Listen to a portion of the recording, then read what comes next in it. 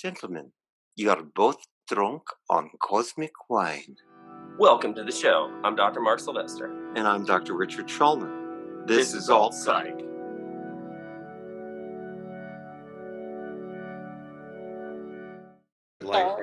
We're going. Sorry if I You kind know of what? fidgeted at first. It's all right. You're doing great. We're on this train together. It's back to school time. All right. So, in keeping in honor with that, we are doing a special show today on kids and COVID, specifically their thoughts and their reactions to the pandemic and the era of living with this illness since January and how it's affected them. And who better to represent than friend of the show and our own token teenager, Gianna Giampaglia. Welcome, Gianna. Hello. Thank you for having me. So today you are the expert. You're the teen expert. Wow, this is a first. So here's what I did. Here's what we did. But let's be honest, I did most of the legwork. I polled every kid that would talk to me on the sidewalk. And I basically said, hey, tell me the top 10 things that have been difficult, challenging, sucked, that you've noticed about living through this pandemic era. Maybe they don't even think about it. And what's really interesting, I got a lot of feedback, but there were definitely common themes and trends that came out. And you guys tell me what you think of some of these. I kind of clustered them into what I would call the expected responses. Like, they didn't really surprise me. Like, I knew my kids would be like, hey, it sucks staying home all the time. There were other comments that were really parroting, what I call parenting comments, parroting, like just repeating stuff that their parents are shoving down their throats. And then there was some unexpected stuff we'll get to towards the end. And then we'll talk about that and finish up with from what we observed as parents in terms of behavior changes. So kids' thoughts versus parents' observations of their behavior. So as you might guess, let me tee this baby up atop of the list of things that suck for kids are things like wearing masks, social distancing, not having sleepovers with their friends, travel, restricted travel, they were aware was sucky. Wearing masks at school, online school sucks, says a 6-year-old. Not getting to go to parties, water parks, many places, friend's house, travel, trade Pokémon. I got a lot of stuff like that. And then it was interesting, I got some more thoughtful or less obvious comments like no interactions like hugs. Which we're gonna get to. Well, we can get to it right now. One other child, I believe an 8-year-old, said this has been going on for almost a year. Well, master of the obvious, how often do we as adults put that in perspective? Like, well, it was a leap year this year. So February had 29 days, March had 300 days, April had about 5 years. And since then, every month has been anywhere from 3 to 5 years. That's the new leap year. So by December, we should achieve a timeless existence, a state of nirvana, where time has been dilated to infinity and we just exist in a timeless fabric space of the universe. Somewhere happy where COVID isn't out there to make people go bonkers. So Gianna, what did you react to most from what Mark said? Well, based off of what you listed there, the things I could probably relate to the most is just the isolation overall, and obviously the boredom. There isn't really a whole lot to do, but I feel like that's not really just like the kids. I feel like that's also something that adults are equally facing. True. Would you add anything to his list?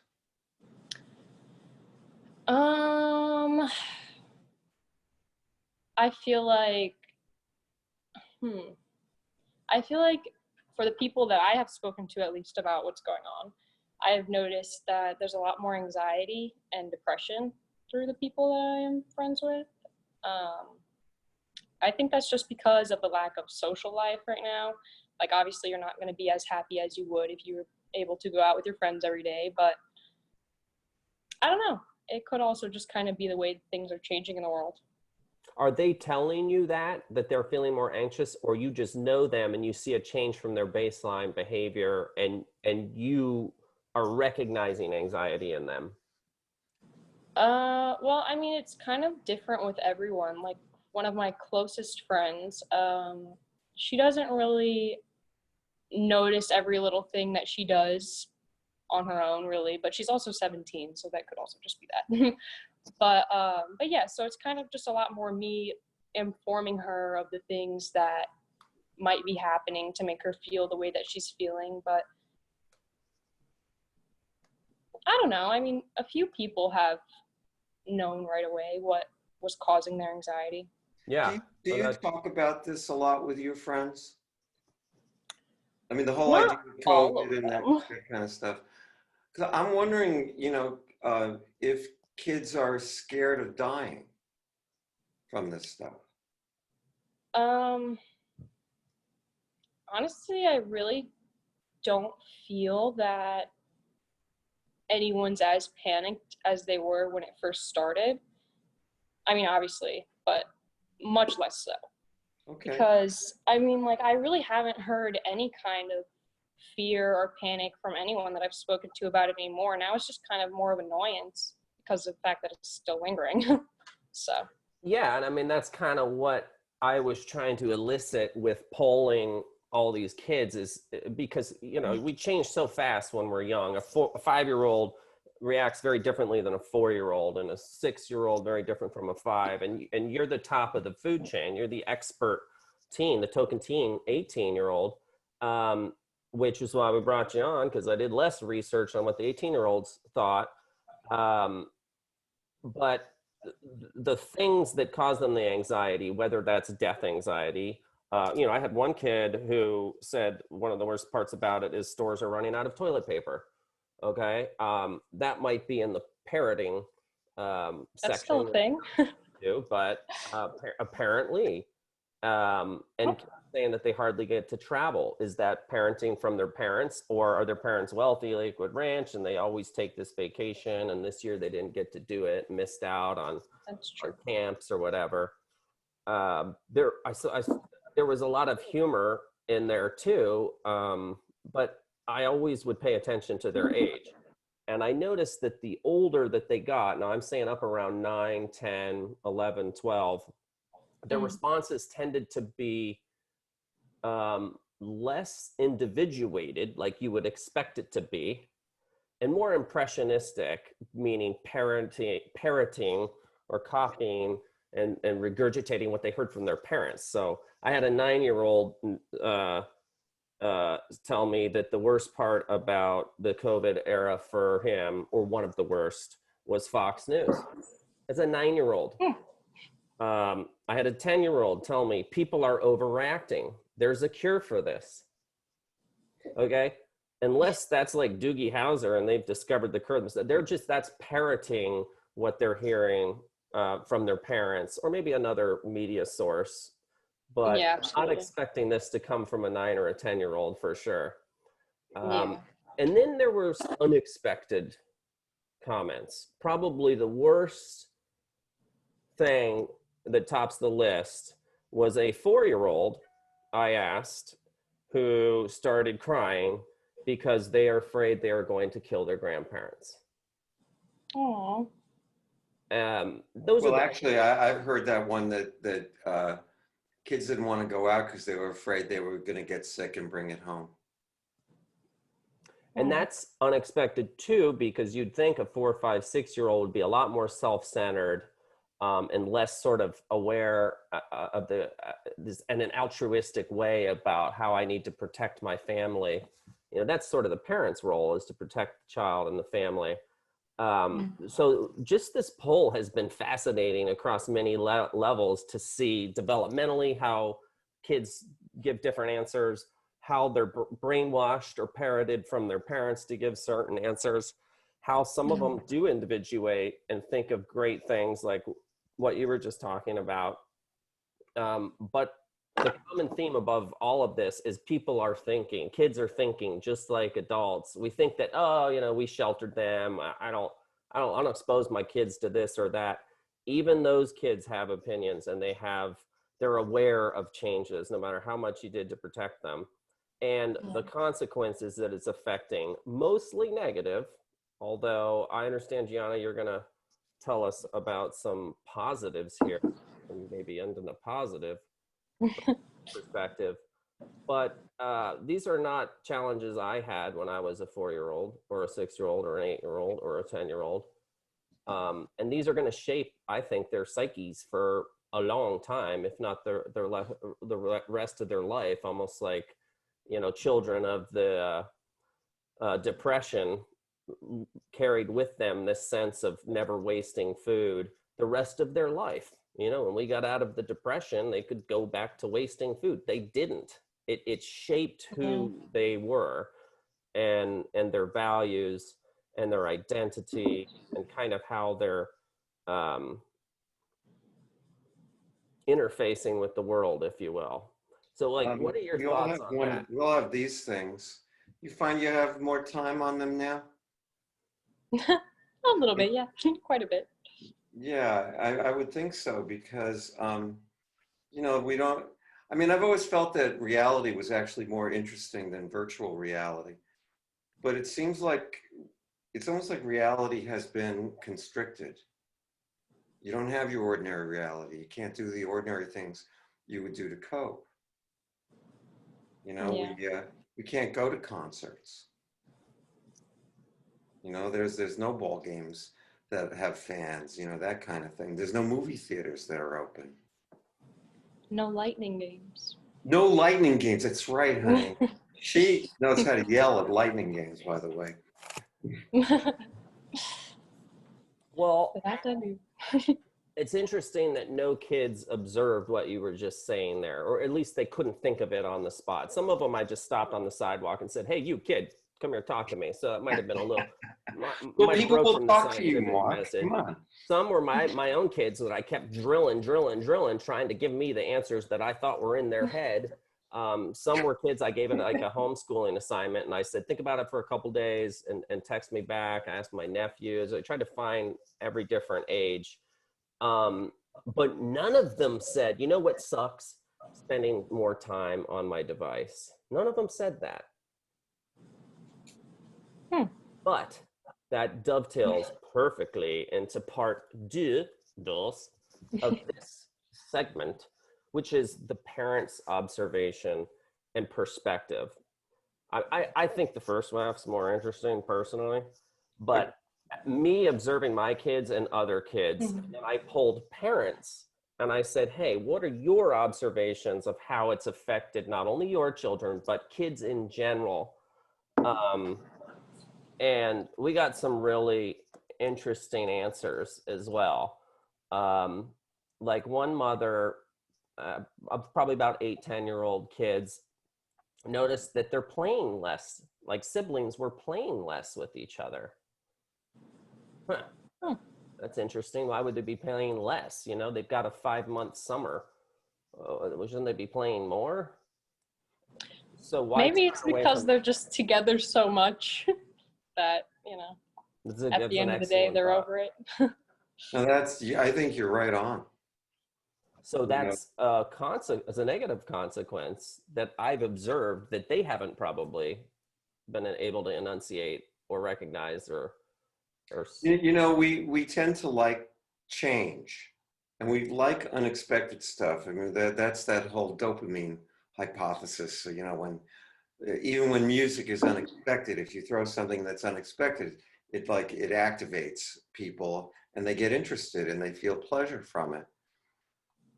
My sense is that there's a lot of same old in this experience. Is that true for you, Gianna? What do you mean same old? Like same, you know, let's see, can I say this Same day, different doo-doo. I was going to say something else. Oh, yes. Most definitely. I mean, I feel like coronavirus has just kind of like got me into this pattern of like wake up and get myself through the day without being as bored as possible. And if I wasn't bored for at least half the day, then I did good, and that's a good day. I don't know. What emotion runs with that? When you say that, when you think about it, what emotion does it evoke in you? It is is unmotivating a word? Yeah, it Yeah, is it's a now good one too. because you want it to be.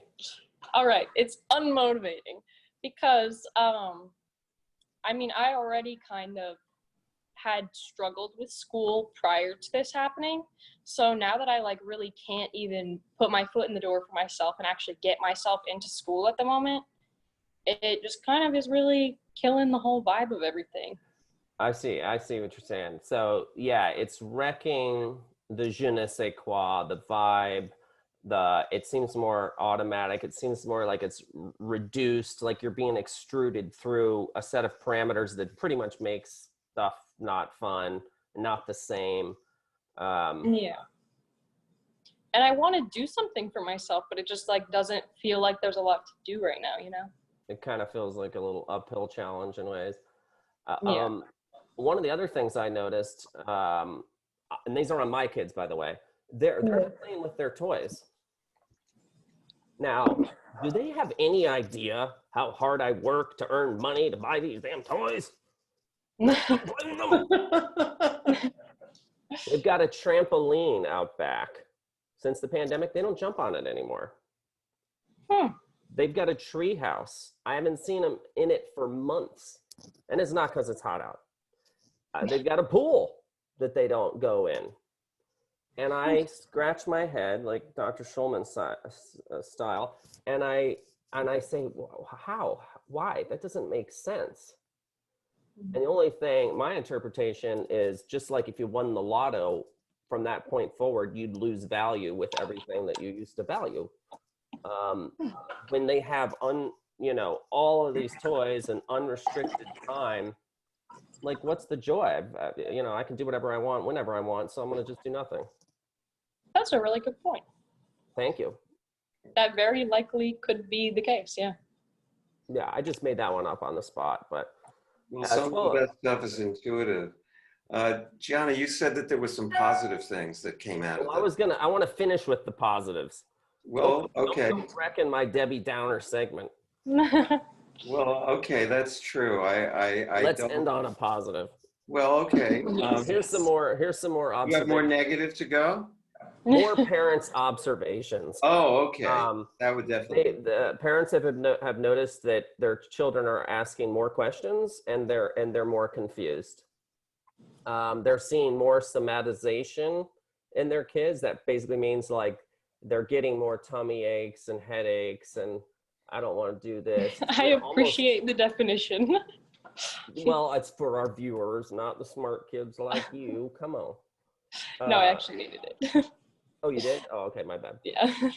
Yeah, normally kids get a tummy ache when they don't want to go to school. Well, now they don't have school or school's starting back up.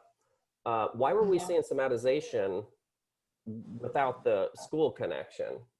So to me, it's a sign that their stress, the anxiety, the grief, the depression, whatever you want to label it, is being internalized, much like the stressor of, oh, I don't want to go to school today because I didn't study for that test. I got a tummy ache. It shows the pressure they're under in what parents would think is like, hey, this is a pressure-free situation, Yeah. You go play with all your toys, you go do this, go do that, focus on all the other stuff you can do. But that's not working from the kid's perspective. Yeah, I mean,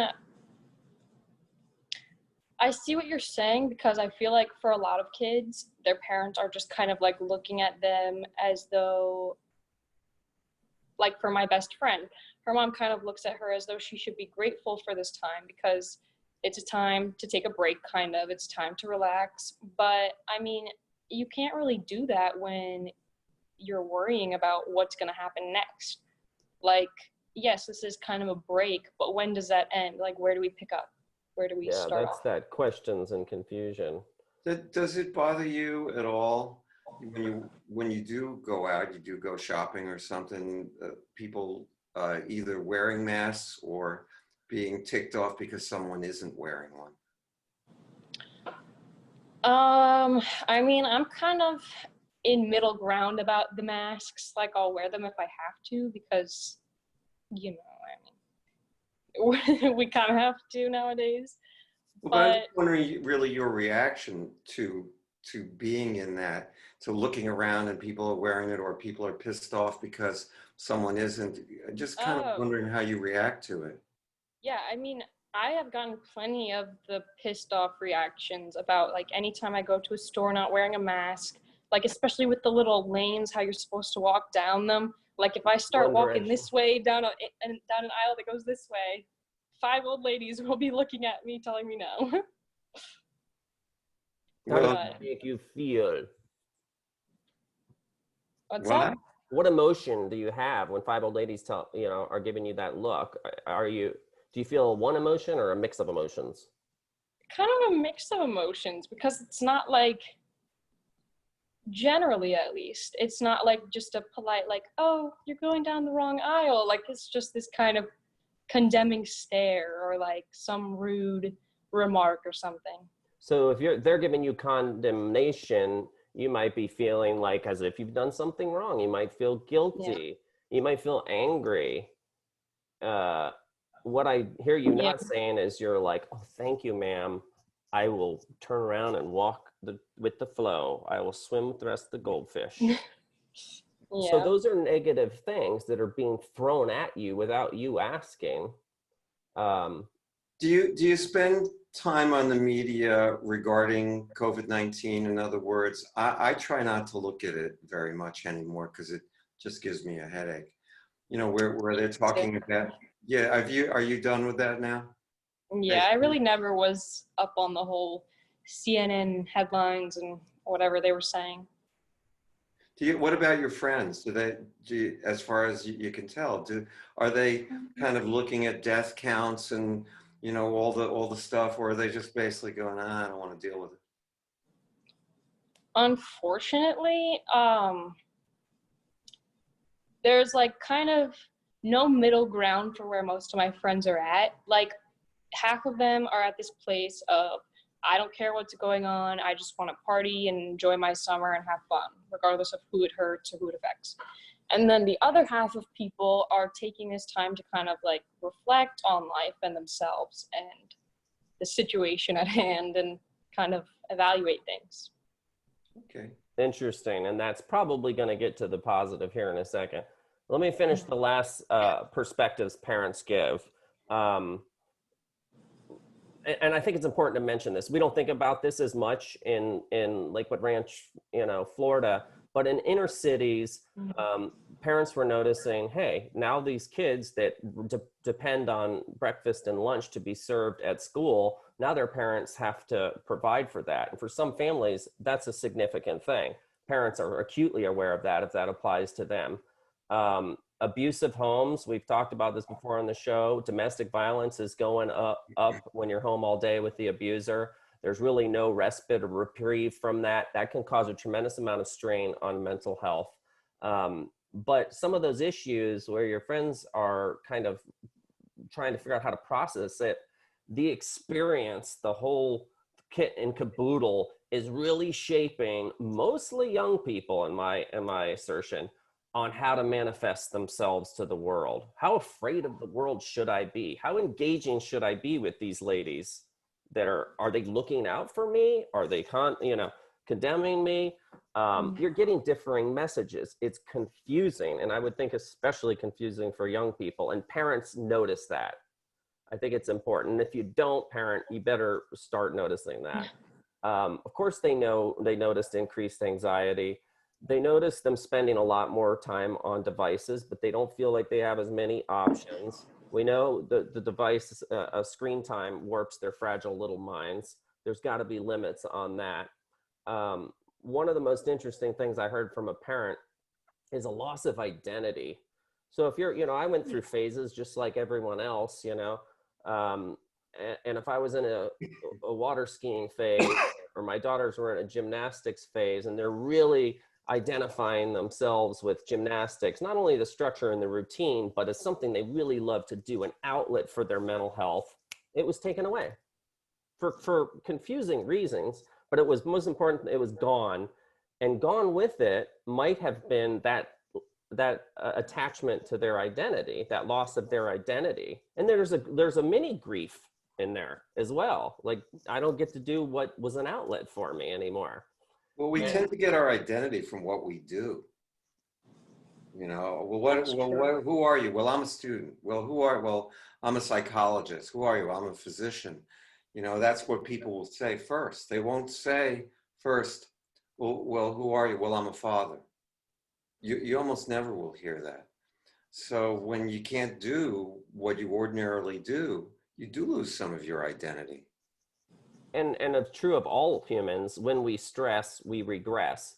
So a lot of parents were noticing, kids that had successfully, become potty trained were reverting back because this was a heavy enough stressor where they were regressing.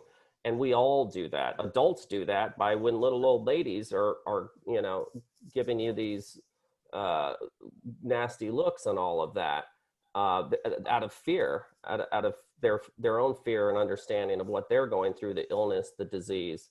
One other important thing I want to mention is broken homes are a huge problem because this has all been magnified. One parent might be totally hysterical. The other one might say it's a government conspiracy.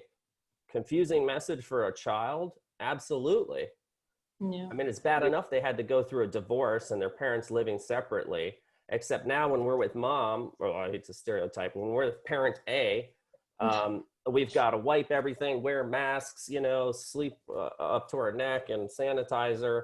And with the other one, we go out and we play at the park or we go to fast foods when we don't wear a mask. I've actually seen that in my practice where they argued about visiting time because one wanted everything sanitized and, very ... and the other says, this is not that big a deal. Well, I'm not going to let you have the kid then. Well, there was an extreme case where a doctor lost custody of her child because she worked, around potentially COVID patients, and the husband was able to successfully get the judge to award sole custody to him because she was a threat to their child. Oh, wow. I mean, so we go way down this rabbit hole, but instead, let's go to something positive. Let's go to something positive, because Gianna, what you said before the show, I think, is the coup de grace. Actually, it's the only glimmer of hope and light and wisdom that blew the good Dr. Schulman's and my brains out the back, because it's so insightful. And I think you're recognizing the very earliest stage of the good that is going to come from this pandemic and what it's going to look and feel like. So without further ado, impart your wisdom onto all three of our followers. All right. So what I have noticed to be the positive outcome of COVID-19 is that,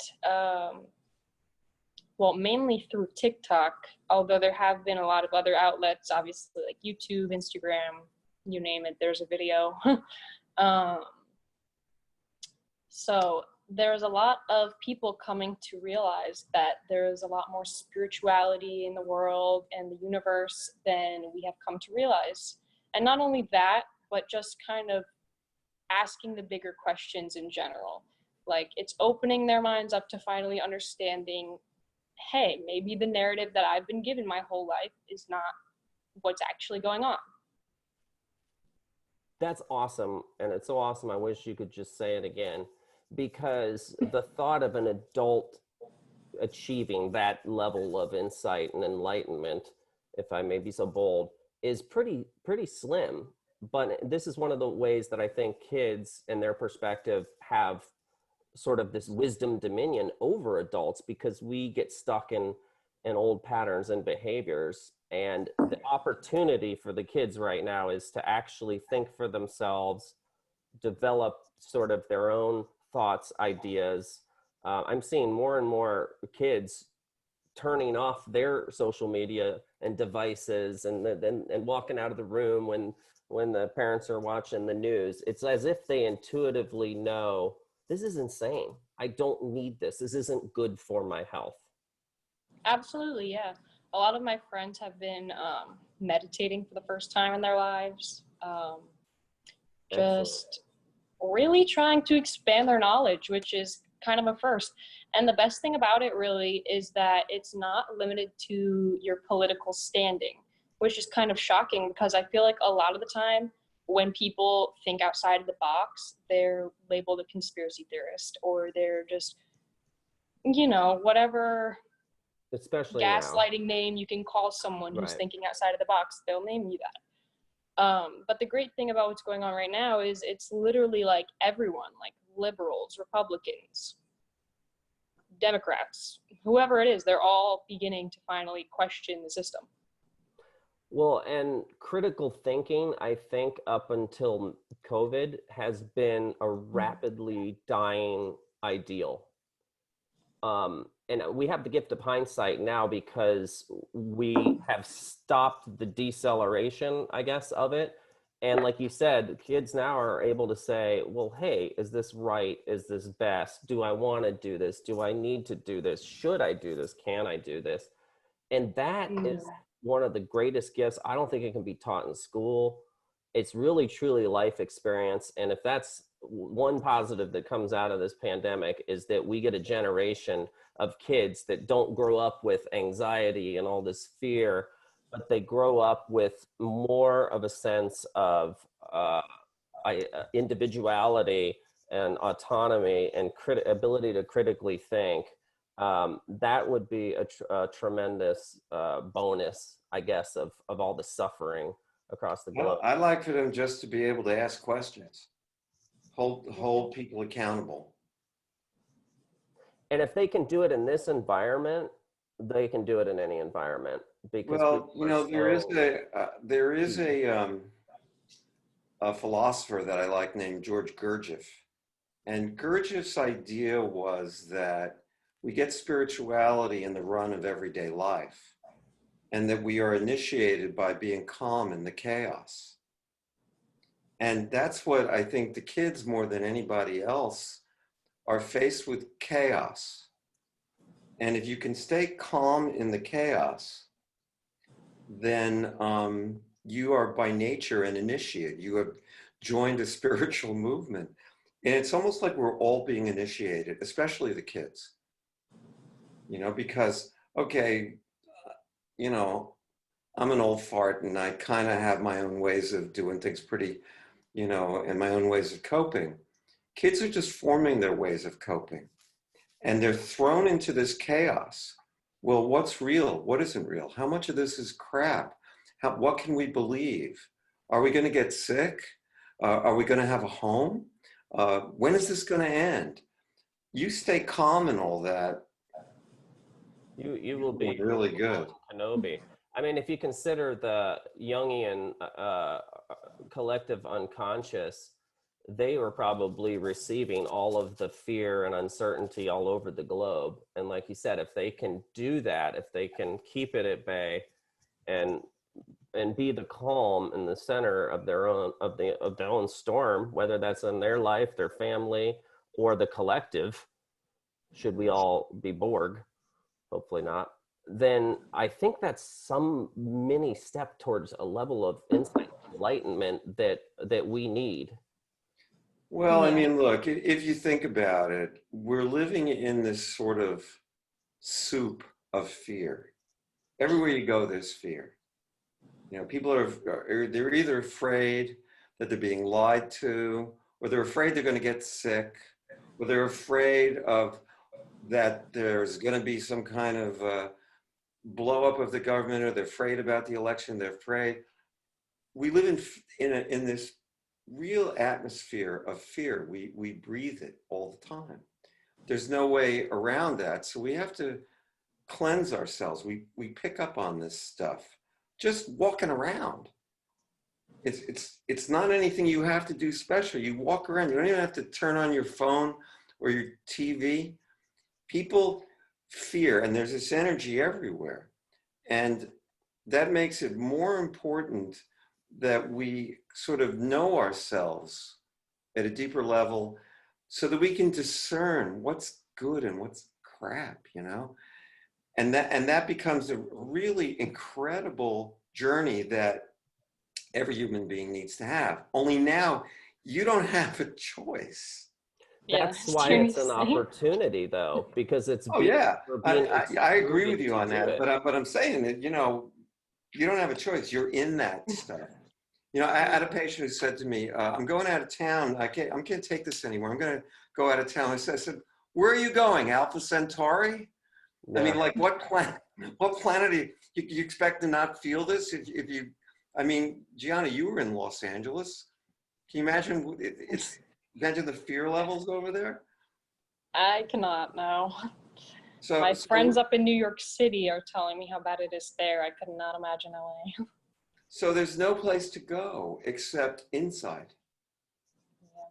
Yeah. You know? And so, you know, I actually, as a person who's more of a cynical psychologist than a clinical one, staying calm in the chaos, staying positive. And that's why I really appreciated what you said, Gianna. I did too. It's really powerful. And I think if you can be a spokesperson for teenagers with that in mind, and I mean, I really think you could touch people. I hope you do, and I hope our viewers share this video and get this message out, not just to the kids, but to their parents as well. And that was the goal of what we wanted to talk here today.